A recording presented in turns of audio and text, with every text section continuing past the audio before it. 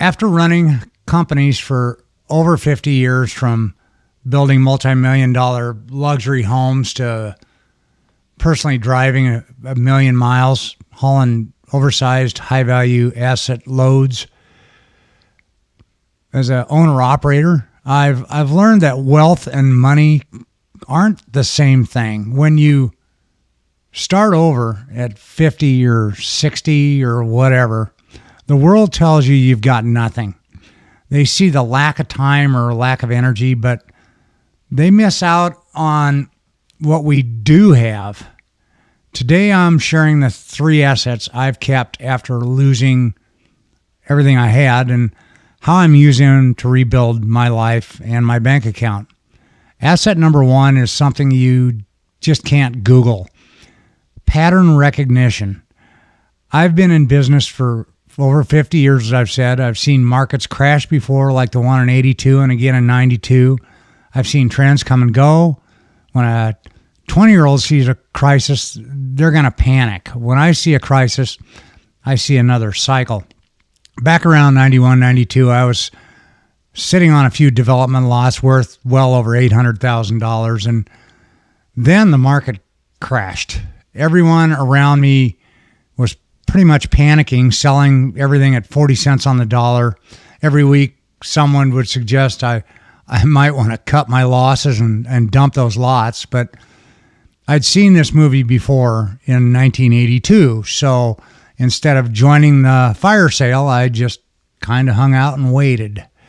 Now, it wasn't easy, but I held those lots for about 3 years while everyone thought I was insane. When the market turned, I built on them and made everything I'd lost back, plus about 30%.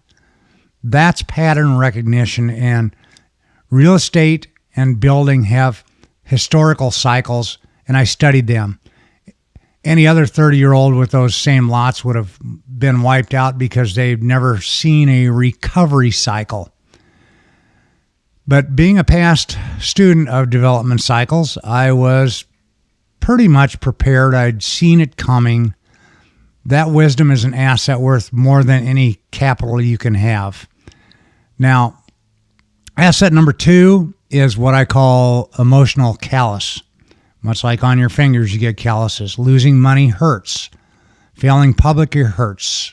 But at 68, I've taken enough hits to know that I won't break. My final project as a luxury custom home was worth well over $7 million, which took almost 3 years to build, and I terminated the project just 6 months before it was finished, which meant I lost about $700,000. Why? Because I'd already paid all my subcontractors on time as promised. Then out of nowhere, the owner said that even though he'd signed and approved over 530 change order items that came due, he wasn't going to pay another dime on the project. Yeah, I was pretty shooken up. After a 2-hour meeting with the clients, my attorney turned to me when they left, and he was confident.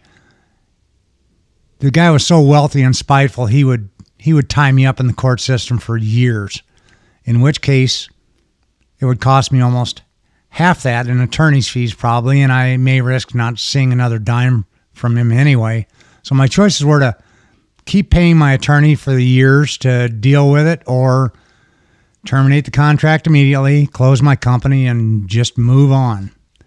I called my project manager that afternoon. I told him to go get any personal equipment or tools off the job today and lock the gates to the project. I chose to move on. Now, I paid him for quite a while, but I also chose not to live in mental anguish and frustration dealing with that customer anymore, or the courts.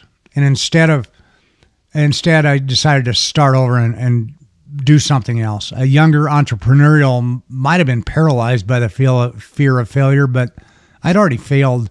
The worst had happened, and I'm still standing here talking to you. So that lack of fear, that ability to keep moving when it's uncomfortable, that's kind of a superpower. And finally, asset number 3, my reputation. The money might have been gone, but the handshake is still good. people still answered my calls because for 30 years I had done what I said I was going to do for them. And if you're starting over, look through your phone contacts. That's your inventory. Your integrity over the last few decades is the currency you can use to buy your new future. The big risk you run is only if you're aging out and you're over 60. A lot of your contacts may have retired or moved on to something else. So no, I don't have much money right now, but I do have wisdom and I have thick skin and I have my name. And with those three things, the money is just a matter of time.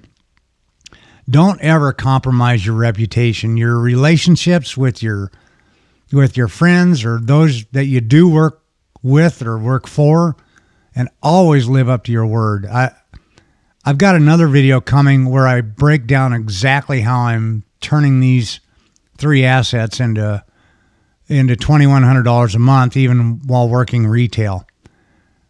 Check out this next video because I'm documenting all this in real time, step by step.